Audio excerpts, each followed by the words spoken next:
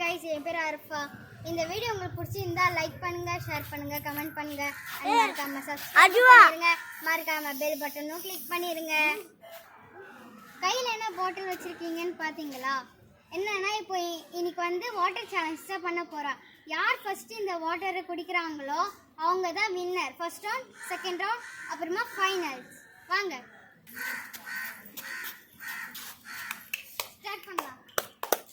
ஆஷன் ஆஷன் ஆஷன் ஆஷன் ஆஷன் ஆஷன் ஆஷன் ஆஷன் ஆஷன் ஆஷன் ஆஷன் ஆஷன் out Adha disqualified ஆயிட்டா.